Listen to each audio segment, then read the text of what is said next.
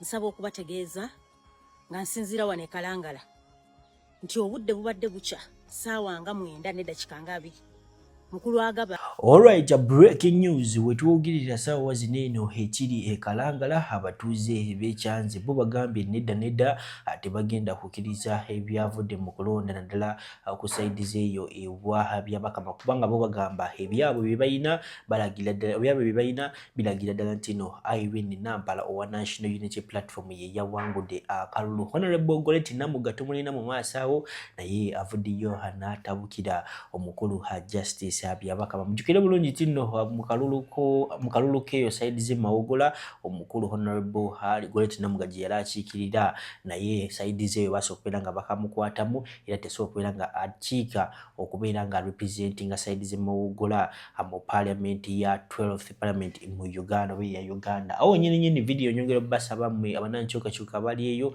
abagobera zine ensonga musuke mugituwereka like so okubeera nga etambula ku speed ya waggulu nnyo kubanga abulowoji wa like obojamba ko kubeera nga etuuka ku munanchoka chuko mulala asobola tuwa solution. Tutandikira Honorable Goretti Namuga gamba kino akalulu ko akuno bakabye nnyo nga bw'okiraba. Ono si asoose kyemanyi bagenda kubanga bavaayo bangi abagenda okukolesa obutali bumativu olw'ensalawo ya Electoral Commission kyeyakoze kyagidde ddala nti eya kibogwe obagamba nti tetukakana na mutindo okwata otya obululu obw'omulala ate n'obw'omulala sinakindi n'okwata obukwasi namba y'abalonzi nogiforginga n'ogamba nti ate population twalabyeko scenarios whereby mu polling station wesanga polling station kuno obanga meke kusomero gundi oba Kalangala primary school kwino kulondebwako ababalonzi namba zabwe ziri mu 2 ate ekyewunyisiza abantu ngoizo sanga toto atali after the voting giri mu 6 oba 7 nze wenalabidde nti obululu buno bugenda kubeeramu obubuuzo bingi oba amatankane mangi we batandikidde okukwata ballot boxes ne bagamba nti ballot boxes 17 ziteebereza okubwambu zabadde zirimu obululu already ballot boxes 17 that's too much. nalabe nga waliwo ne DRA forms ezaabuze omu ku bakozi ba NRM yazitute ebyaddala babbi obululu nga tewali nga beyo wano wenyini njagala nkubuulize gwe munakalangala ali eyo gwe alina baganda bo alina mikwano gyo alina bbaawo alina mukyalawo nga sinzira oba nga abeera wali e Kalangala bakubire ku ssimu babuuze gwe ku side ze wammwe oba mu kitundu kye wammwe ani yawangudde we baabaze akalulu naddala even mu babuuzi beddala ku kitundu kyemuli mubeera mumanyi kino oli awa NRM oli wagundi baani abakyasinze okubeera nga balina obuwagizi side zeeyo Kalangala mujukira bulungi tino Helen Nakimuli bali bagala okubeera nga bamuba before her death. By the way, may her soul rest in peace.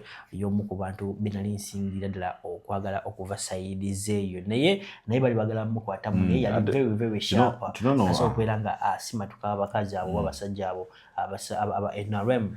Ngenda kutuusa okusaba kwange eri abatuuze b'e Kalangala ndowooza akalulu kati mu kabanja kimafia kubanga ebyaddala engeri abasajja gye bakabyemu engeri gye bakakutemu okuba nti kimafia tategeeza kuba abantu emigo sikuba abantu emigo wabula peaceful demonstrations oba peaceful protests mulage nti ebyavudde mu kulonda omukulu Justice Byabakama bye bagenda okubanga balangirira oba balangirira nti Aida Nayiga yawangudde akalulu kyetegeeza nti Electoral Commission ng'ekibiina yakozemu ensobi wabula si nsobi tetujja giyita nsobi temanyi bagoberedde orders eziviira ddala waggulu naye abatuuze b'e Kalangala amaanyi mugayina oba tekino Jino Muhoozi Kenneth ati yavaayo nayogera last week nagamba kino agenda kumakinga sure nti National Unity Platform agimalawo okubeera nga agiwamba to take over the National Unity Platform. What do you think? Ekituufu kyo Jino Muhoozi yakola tweet ku mukutu gwe ogwa X ng'agamba nti ekibiina ekya National Unity Platform ngeri gye kiri nti kati kikulibwa mukazi bwe tumanyi ng'ekyo kintu kati ye acting president agenda kuba ng'akola ki akyeddiza akiwambira ddala naye teyayogera mateeka naye oba bw'ati nga ye strategy ye yakugezaako okukendeeza members of parliament abaviira ddala ku side eri ya national unity platform. Kati balabyeko abatuuze b'e Kalangala bagamba nti no kati ku kye balabyeko e Kalangala they believe that something must have happened. Wale ekintu mbu government nzo nga kyakola fa y'omugenzi Helen Nakimuntu kubanga balabira ddala ntino kandi badde ba respecting her death and balabira ddala ntino ki ekituufu kyo kiri tinga bwinga Australia engeri gavumenti gyerazzemu obwagazi bw'ekifo kino ekwewunyisiza ddala already kwabadde kuliko wanuupu n'engeri gye balaze nti ekifo bakyagala nnyo bangambe n'okugamba President Yoweri Kaguta Museveni we yali e Kalangala tebakkiriza opposition okubeera nga bakola laale tebazikola laale nga Museveni gyali eyo naye abanakalangala akalulu kama mu kabanje kuba ekituufu mukimanyi omuwanguzi mumumanyi akalulu kabanje mukole peaceful demonstrations diary forms mudoza mugezi okulaba amasomero nti ne bagenda mu kooti era kooti olaba ni mukwano gwaffe Nalubwalozi w'e Masaka mpaka ne kati ate bana bakubeera nga bamuyita mu kooti kyokka ate nga ebyadala ffenna tukimanyi yawangula akalulu sides eyo e Masaka ate anyongera obbajukiza nga video mugitweleka like ate na subscribinga sokolirize omubaka ow'amawugula eyawangula ne balangiriramu omulala Honorable Golet Namuga tumale tukomewo n'ebirala menga nsho ntino ostickinga kweno channel sokola kulwa Justice Byabakama n'alangirira omukiise w'Electoral Commission e Kalangala. Mukyala Ida alangiriddwa wali ku kakiiko k'ebyokulonda. Takiikirira abantu b'e Kalangala. Era tukyali Kalangala no tulinze mwami Byabakama okulangirira omubaka wa Parliament yalondeddwa abantu b'e Kalangala. Mwami Byabakama akalulu kawangula omuntu asinzizza abantu abangi. Saayina abatono. Mukyala Ida tannawangula kalulu k'e Kalangala. Era okulangirira ku mwami Byabakama yatongozza omukiise we omulala. Tulindiridde okulangirirwa kw'omubaka wa Parliament eyawangudde akalulu nga yalondeddwa abantu b'e Kalangala. Era abantu b'e Kalangala nnyongera okwongera okubategeeza nti musigale nga mulindiridde nga mwe mubanja akakiiko k'ebyokulonda kalangirire eyawangudde akalulu k'e Kalangala ak'amazima n'obwenkanyi. Kino tukisaba kubanga ssemateeka atuwa olukusa. Amaanyi gali mu bantu okwerondera eddoboozi lyabwe. Mwami Byabakama kyabulyaza amaanyi okwata ssente z'omuwi w'omusolo empitirivu n'ojjozoonoona ng'olangirira omukiiseewo nga tolangiridde mukiiseewo abantu.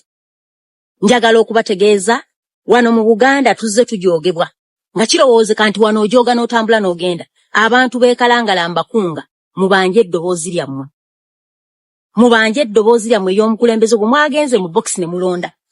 Kino ekyokulooza nga babadde nga bibagamba nti ne bwe munaalonda mutya ne bw'anaafuna bubiri tujja mulangirira. Beebala okuleeta omukiiseewo abo. Naye njagala mulemezeewo eddoboozi nti mwalonze Nampala Irene. Kubanga mwenna mwakirabye overwhelmingly abantu b'e Kalangala balonze Nampala Irene. So nnyongera okubasaba abantu b'e Kalangala temuzikiza kubanja ddoboozi lyammwe. Okutegeeza eggwanga nti Kalangala tennalangirira mukulembeze yalondeddwa bantu. Bino byonna nga mulaba bitambula eggwanga erinayo no ne kalitambula liti. Omuntu n'alowooza nti asobola okujja kukola effujje ku banne neewa n'obukulembeze n'obuvunaanyizibwa bw'abantu n'abeddiza. Abantu b'e Kalangala tubeebaza okubeera solid, okubeera abagumu, okubeera assertive, okufuba okulaba nti eddoboozi lyammwe teribikkibwako ttaka. Kino ffe nga bannayuganda nnyongera okukowoola eggwanga lyonna. Ekyabadde e Kalangala si ky'e Kalangala. Buno obuvunaanyizibwa bwe twabaddeko obw'omubaka wa Parliament ab'omubaka wa Uganda yonna. Nti ebirowoozo byaleeta biba by'e Kalangala wokka. Kati bwe tutandika okufuna embeera efaananako bweti nti basobola okukera ne batukolako effujjo ne beerangirira nga bwe balabye. Njagala obbasaba abantu b'e Kalangala, mbasaba n'obuwombeefu mwebala omulimu mwagukoze, naye mbasaba temussa mukono mpaka ng'eddoboozi lyammwe limaze okuvaayo nti twalonze Nampala Irene ng'omubaka w'e Kalangala. Alright, ndowooza muwulidde bulungi nnyo Honorable Golet Namuga. Babadde beebuuza ebyadala gavumenti ya President Yoweri Kaguta Museveni ebyadala ki kye badde yeetaaga mu kalulu kano, lwaki bataddeyo amaanyi mangi nnyo era lwaki forces batunuza Kalangala zibadde unbearable era NUP ebadde tena kisobola okubeera ngaekola. Obadde okimanyi nti no mu kalulu akawedde aka general election kali kazibu nnyo okubeera ng'obba akalulu kubanga okubba akalulu kwetaaga kyetwandiyise forces ennyingi nnyo. Abagenzi bonna bali spread around the countries okusinza information gwe tufuna abagenzi bonna bali spread around the country. Kati saawa zino eno abagenzi abali spread around the country bonna abasajja ba NRM bonna imagine okwata ezo mindset ezikyasinza amagezi gonna ne bagitwala Kalangala. Kyova olaba omukulu Aida Nabayiga yasobodde okubeera nga apiikinga obululu obwadda bulinze omubaka wa National Unity Platform. Tolina omanya obululu buno boba bubidde ddala with the multiple of two oba times two. Oba tulabeko nga balangirira mbu Nampala yalidde n'obululu kasanvu then oli Ayiga ng'alina gumu bbiri gazigenda kumpi mu gumunya which is almost times two out of which the population of Kalangala does not exceed that. Abalonzi tebaweze mutwalo. Kati ekyo kyagala okubeera ng'ekyakiruura nawulira mbu mu kulonda omukulembeze w'eggwanga omuntu alonda n'ente zaali zironda obeera n'ente 1,000 nawe omu gwe bululu 1,000 kati kwegamba kale engeri this is very absurd. Atubalikidde ha video oba akatambi omukulu Alfred Kajubi Helumuyo wa analyst abakyasinze mu National Unity Platform mu Uganda yagamba talina party wabula you are people power. He supports the change and he is ready to die for it. Agavuddeyo n'ategeeza bannayuganda n'abagamba nti mubere bagumu bamusobodde akalulu akekalangala bakesonyo kubera yagamba nti definitely badde bamanyi ki ekigenda okuvaayo nga kivaamu naye mugenda mu kooti byebimu kati mu kooti agenda kulopa wa nga president yabadde anyway kyanaku nti balonze oba balangiridde atawangudde ndowooza era famire ya Nakimuli tugenda okutuusa okusasira kwaffe n'okunyolwa kwaffe nti mugume Katonda bw'atyo bwageze aina entegeka zammwe temufayo anytime from now Uganda inatera okufuna change. Fred Lumbuye bibadde bigambo binyogera okujjukisa gwatana subscribing kati kajempa sinazo kateke moshale sabute senga zino wede ngozifuna mu budda tenyongera n'okujjukiza Sheikh Ashraf omusome wedwa namazizira wesimbya yo 711 so mukubira ko bano mu inbox kwa WhatsApp go enango yo na business yo yagala kulanga nafe namba za fezia wesimbya yo 373 WhatsApp koka ogendo tusanga sokolabe Fred Kajubi Lumbuye nga kunyonyola the current situation wali ekalangala kyagenda maaso naye nga kandidate wa National Advance Movement ne we yalondedde wennyini bamukubiddewo MP NRM gwe yasimbawo ne walondedde bamukubiddewo naye ng'omanyi nti ebisi yenkomeredde ababbi babisalawo so tewewuunya nga omubbi asazeewo nti ate wa NRM wangudde nga ne walondedde bamukubiddewo fe ebyo twabimanyira tumanyi bulungi nnyo ne mu demokrasiya buli kimu ino kikola okulaba nga muswaza n'okwambula gavumenti eno wagenda okubeerawo kibeerawo kyonna ekyokukyusa gavumenti nga tebalina kintu kye bagenda kwekwasa kubanga buli kimu abantu basobodde okukikozesa ekyemirembe. Nyongera okujjukiza gwe muganda wange ali eyo mukwano gwange maama wange senga wange toggwamu maanyi. Lwaki enkima gyekoma okulinnya omuti gyekoma okwoleresa obwere bwayo. Ebintu bino byonna ebikolwa Nyandi Yosoferi bikolebera byovumiriranga mu myaka giri emikadde regime zaayita kati ate abikoze n'okusukkawo. Kati byonna bigenda maaso okuwamba okutulugunya okukola buli kimu kye bakola. Munnange biyamba gwe wanditegedde ddi ebikolwa Museveni byasobola okukola. Wanditegedde ddi obutemu bugenda maaso mu Uganda. Wanditegedde ddi nti akakiiko by'okulunda kafuusi kyakuzannyisa tekika kyalina mugaso. Byonna olina okubyetegeeza ne bijja ne bibeerawo n'olyoka omanya obusungu ogenda obusoda ku kidde kuba kati mbalayibira. Yes okulonda kubaddewo Kalangala ebinaavamu byonna bina Mukama y'amaanyi naye nga ko openly mu open session na Nampala kawangudde neri mu kusala bwe babba ate wa NRM asobola okuwangula wekizi naye nga kino kyonna kikulaga bulazi nti muyina okwongera okusabira eggwanga n'okwerwana ku bino byonna bikola ki byeggwe. Kati njala sooka kukola era kulambula nsonga eno wali tujja kuddayo. Onaku lwajjo ngenda kuza mwezi abadde 23 nazze ne nkola ka video kadde dakiika 17 ne seconds 5 nga basajja ba PLU batambuza ebigambo lumbi bamukotte biki ne bakozesa videos ziri enkadeza ne bateekamu AI ne bakola baagala which is okay. Nabagamba ndize ku social media sina muntu gwenyigira mubanga akoze kyayagala nga kyekye musanyusa. Naye gye nabadde nfundikira akatambi ako wenyendo kutandikira wawa. Bannayuganda tugezezaako basomesa enkola ya Museveni y'ebyobufuzi. Museveni ayitira nnyo mu kigambo kye bayita divide and rule. Museveni akosa nnyo ekigambo kye bayita diversion, to divert people from the real issue. Wetwogerera essaawa zino ebintu bingi bigenda mu maaso mu ggwanga. Kati wenakomerekereza akatambi kali wengendo tutandikira katya.